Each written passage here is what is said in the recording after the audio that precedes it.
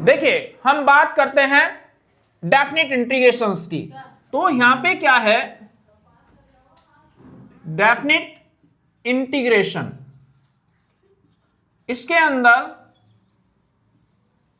अब तक हमने क्या पढ़ा, इनडेफिनेट। अब बात करते हैं डेफिनेट की, तो डेफिनेट में क्या रोल है और किस तरीके से हम इस पर वर्क करते हैं। देखिए आज की क्लास बहुत मेन होने वाली है, क्योंकि हम यहां पर लिमिट की वैल्यू फाइंड आउट करना और साथ के साथ कि लिमिट कैसे चेंज करते हैं वो सीखेंगे। आज की क्लास का जो मेन मोटिव होगा वो लिमिट को चेंज करना होगा। देखिए पहला क्वेश्चन, मान लो हमारे पास i इक्वल टू आ जाता है 2 से 4 और x प्लस 1 dx। ठीक है, ये हमारी लोअर लिमिट है, ये अपर लिमिट है। तो यहां पे जब हम इसकी वैल्यू, सिंपल है, सिंपल इंटीग्रेशंस हमने किया, एक्स स्क्वायर अपॉन 2 प्लस 1 का इंटीग्रेशंस x। अब यहां पहले अपर लिमिट रखेंगे। अपर लिमिट कितनी है, 4 का स्क्वायर अपॉन 2 प्लस 4, x की जगह हमने कितना रख दिया, 4। अब माइनस लोअर लिमिट पुट कर दीजिए, 2 का स्क्वायर अपॉन 2 प्लस 2। तो यहां से जब इसे सोल्व कर रहे हैं, 4 4 जा 16 अपॉन 2, 8 प्लस 4, और ये हो जाएगा 2 प्लस 2 यानी कि 4। 4 से 4 कैंसिल, तो आंसर कितना आ गया, 8। क्लियर है। अब दूसरा क्वेश्चन की अगर हम बात करते हैं, मान लो सेकंड क्वेश्चन है i इक्वल टू हमारे पास आ जाता है e की पावर x प्लस 1 dx और लिमिट हो गई। देखिए हम बात कर रहे हैं क्वेश्चन नंबर सेकंड, लिमिट है 0 से 1 e की पावर x प्लस 1। तो पहले तो हम सिंपल इंटीग्रेशंस करेंगे जैसे करते हैं। इसमें e की पावर x का इंटीग्रेशंस क्या हुआ, e की पावर x और 1 का इंटीग्रेशन x और लिमिट हो गई 0 से 1। पहले हम x की जगह अपर लिमिट पुट करते हैं, तो 1 है, तो यानी कि e की पावर 0, e की पावर 1 प्लस 1 रख दिया अपर लिमिट, माइनस का साइन और फिर लोअर लिमिट e की पावर 0 प्लस 0। क्लियर है, e की पावर 1 e प्लस 1 और e की पावर 0 की वैल्यू 1 और वो 0, तो 1 से 1 कैंसिल, तो हमारा आंसर आ गया e। क्लियर है। अब जैसे यहां पे मान लो हमारे पास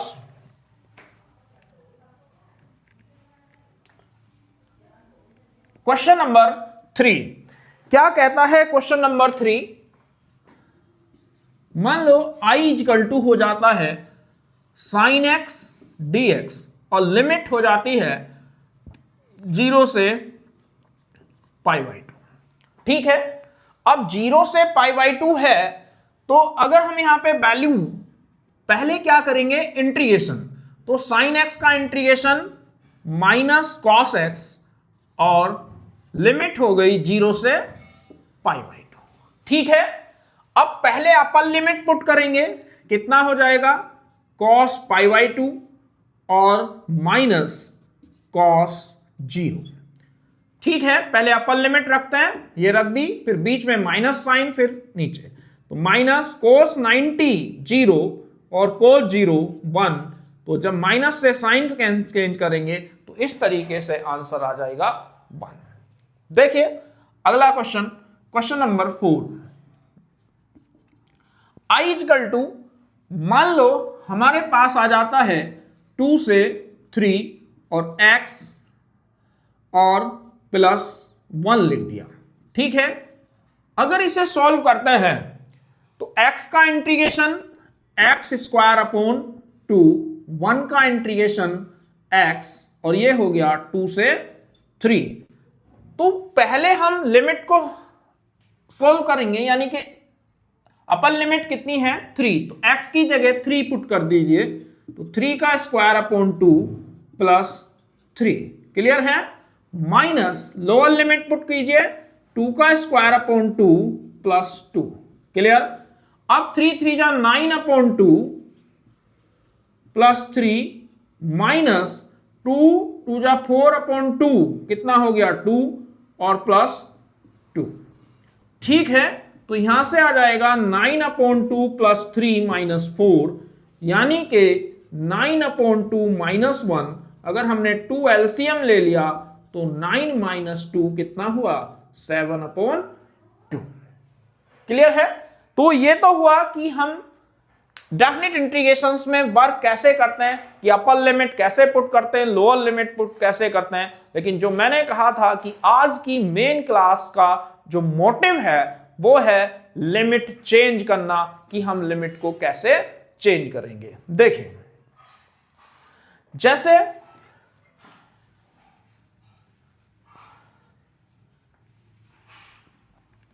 अब किस तरीके से लिमिट चेंज करते हैं उसकी बात करते हैं।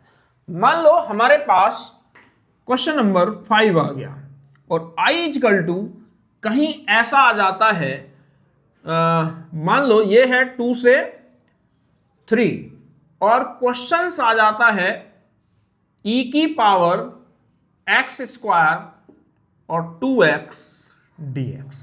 दिख रहा है, क्वेश्चन सेम है जो हमने किए थे, सब्स्टिट्यूशन। अब हम बात करते हैं सब्स्टिट्यूशन की, कि किस तरीके से लिमिट चेंज करते हैं। देखिए, हमने क्या करा, हमें पता है x² का डेरिवेटिव 2x होता है, तो लेट कर लिया x² को t, x² का डेरिवेटिव 2x dx dt। ठीक है, 2x dx dt, यानी कि इस पूरे की वैल्यू क्या आ गई, dt, यानी कि i इक्वल टू हुआ e की पावर t dt। यहां तक कोई दिक्कत है।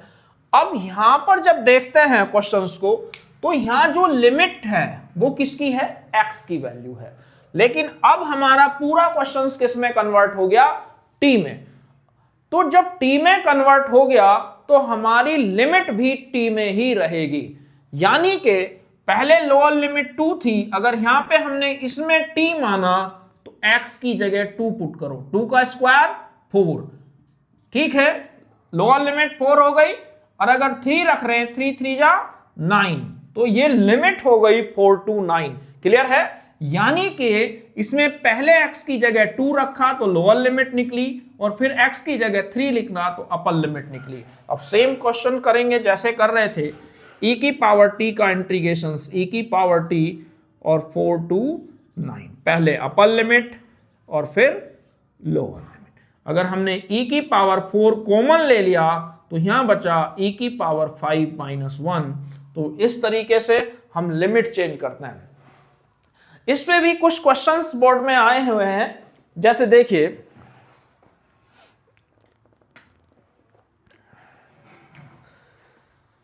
एक ऐसा ही क्वेश्चन था, i इक्वल टू है 2x/1 + x² dx। ये 2008 में भी आया है और लगभग 18 में भी आया है। तो जब इस टाइप का क्वेश्चन आ जाए और लिमिट थी इसकी 0 से 1, तो 0 से 1, देखिए सेम क्वेश्चन है लगभग, लेकिन अब यहां पे हम किसे t लेट करेंगे, 1 का 0 और x² का 2x, यानी कि इसे लेट करने पे ये मिल रहा है, तो लेट कर लिया 1 + x² = t। ध्यान से 1 का डिफरेंशिएशन 0, x² का 2x और dx = dt, यानी कि 2x dx = dt। तो i इक्वल टू ये पर आ गया 1/t dt। यहां तक क्लियर है, क्योंकि इस पूरे की वैल्यू dt आ गई और 1 + x² को। अब क्या हुआ, जो मैं कहानी पहले बता रहा था कि ये वैल्यू x की है, लेकिन अब क्वेश्चन किस में है, t में, तो हमें लिमिट भी t में ही चाहिए। और या फिर सोल्व करो, फिर इंटीग्रेशंस करो, और उसके बाद फिर x की वैल्यू रखो, फिर लिमिट रखो।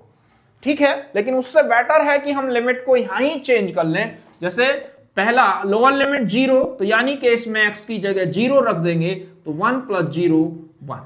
जब 1 रखेंगे तो 1 + 1 कितना हो गया, 2। तो लिमिट आ गई 1 से 2। क्लियर है। अब log t 1/t का इंटीग्रेशन, अगर लिमिट रखेंगे तो पहले अपर लिमिट, तो ये हो गया log 2 - log 1, तो ये आ गया log 2 - 0, तो आंसर आ गया log 2। देखिए ये भी आया था एक बार, तो मेरे ख्याल से समझ में आ गया होगा कि हम लिमिट किस तरीके से चेंज करते हैं। अगला क्वेश्चन देखिए, और ये आगे सब जगह यूज होगी, क्योंकि जब हम लिमिट चेंज करेंगे या जब भी सब्स्टिट्यूशन यूज करेंगे तो उसमें हमें लिमिट की वैल्यू पहले चेंज करनी होगी।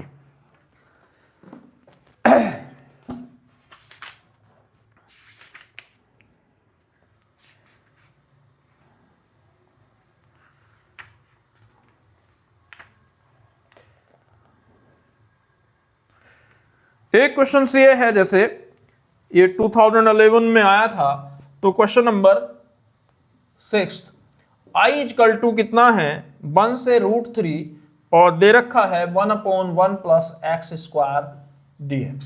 ठीक है, तो जब इसे सॉल्व करते हैं तो देखिए 1 मार्क्स का था, तो इसमें क्या होता है, हमें पता है कि इसका किसका फॉर्मूला होता है, tan इनवर्स x का, और लिमिट कितनी है 1 से √3।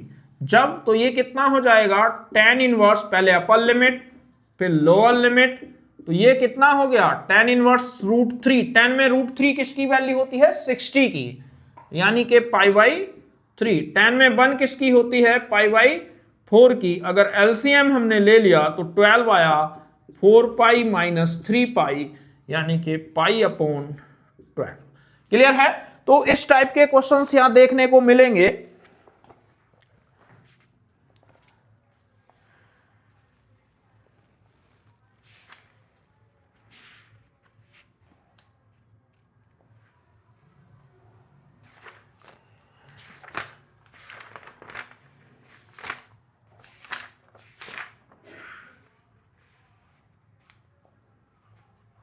हाँ,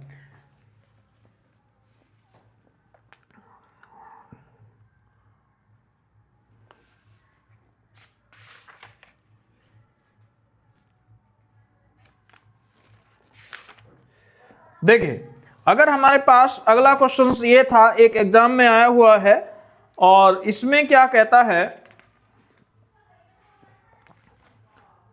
लिमिट है -1 से 1। तो क्वेश्चन है क्वेश्चन नंबर 7, लिमिट है -1 से 1 और यहां पे आ जाता है 5x की पावर 4 और √x⁵ + 1, ठीक है, dx। तो जब इसकी बात कर रहे हैं तो देखिए यहां पे भी बिल्कुल सेम सब्स्टिट्यूशन है। तो इसमें क्या करेंगे, हमने क्या करा,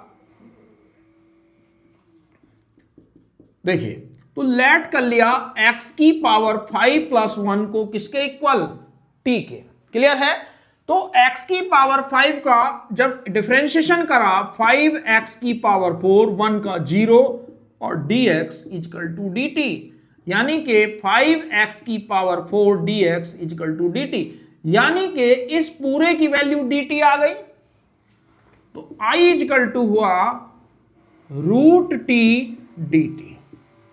अब लिमिट देखिए, मैंने मेन जो कहा कि हमें लिमिट चेंज करनी सीखनी है, तो x की जगह अगर -1 रखते हैं तो -1 + 1 = t, तो यहां से t की वैल्यू कितनी आ गई 0। जो पहली लिमिट हुई वो 0 आई। अगर 1 रख रहे हैं तो 1⁵ + 1 यानी कि 1 + 1 यानी कि 2t।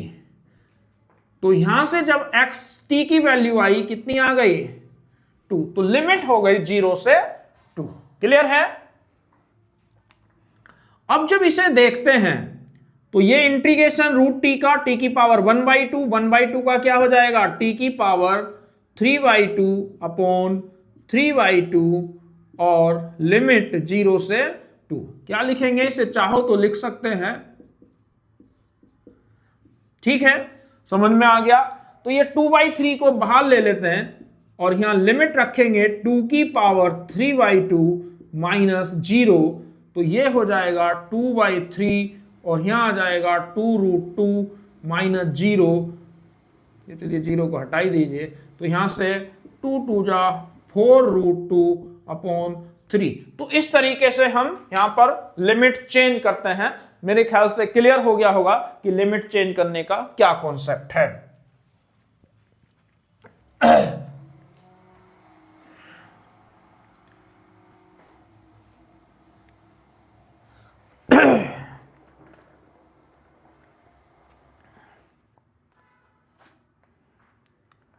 देखिए एक क्वेश्चन ये भी था, इसमें कहता है x sin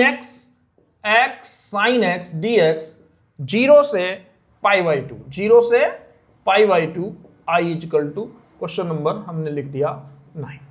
देखिए यहां पे क्या कहता है, दिख रहा है हमें दो लिमिट आ गई एक साथ, तो यानी कि बाई पार्ट हो गया, और बाई पार्ट के हिसाब से ये फर्स्ट है और ये सेकंड है। चलिए जब हम इंटीग्रेशंस करते हैं तो x sin x, या तो एक काम कीजिए पहले पूरा इंटीग्रेशंस कर लीजिए और तब लास्ट में एक साथ लिमिट रख दीजिए, या फिर जितना होता रहे उसमें लिमिट रखते जाइए, बाकी में साथ के साथ वर्क करते रहिए। देखिए मैं पहले क्या करता हूं, इंटीग्रेशंस कर देते हैं पूरे का। x sin x dx कितना हो गया, फर्स्ट फंक्शन सेकंड का इंटीग्रेशन माइनस फर्स्ट का डिफरेंशिएशन, सेकंड का इंटीग्रेशंस, और जो भी आए होल इंटीग्रेशन। ठीक है, x sin x का integration minus cos x minus x का 1, और sin x का माइनस cos x, तो माइनस माइनस प्लस। अब देखिए माइनस x cos x और cos x का इंटीग्रेशन sin x, ठीक है यहां तक आ गया, और प्लस c। जब इसका हम i लिखेंगे तो कितना है, 0 से π/2 x sin x dx, तो कितना आ जाएगा, minus x cos x plus sin x, और लिमिट लिख देंगे 0 से π/2। ठीक है, अब जब इसमें π/2 की वैल्यू देखिए, पहले अपर लिमिट फिर लोअर लिमिट, तो ये कितना आ जाएगा, minus π/2 cos π/2 plus sine π/2। Upper limit रखी गई, बीच में साइन माइनस, लोअर लिमिट रख दीजिए -0 cos 0 प्लस साइन 0। ठीक है, अब जब इसे सोल्व करते हैं, ये लोअर अपर लिमिट ये लोअर लिमिट, तो माइनस π/2 cos 90 0 sin 90 1 हो गया, माइनस 0 से मल्टीप्लाई कर रहे हैं, देखने की जरूरत नहीं, साइन 0 0, तो आंसर कितना आ गया, 0 प्लस 1 माइनस 0, यानी कि आंसर हुआ 1। ठीक है, तो इस तरीके से हम क्या कर सकते हैं, लिमिट चेंज कर सकते हैं और वैल्यू फाइंड आउट कर सकते हैं। और जो मेन इसका मोटिव था वो यही था कि हम सब्स्टिट्यूशन में लिमिट कैसे चेंज करते हैं। कल जो क्लास होगी उसमें हम देखेंगे प्रॉपर्टी ऑफ डेफिनेट इंटीग्रल्स, और कल की क्लास बहुत मेन होने वाली है, क्योंकि वो हर तरीके से जो है, चाहे बोर्ड का एग्जाम हो या किसी कंपटीशन में हो, इसमें जो है हमेशा उससे जो है क्वेश्चंस पूछे जाते हैं। तो आज के लिए बस इतना ही।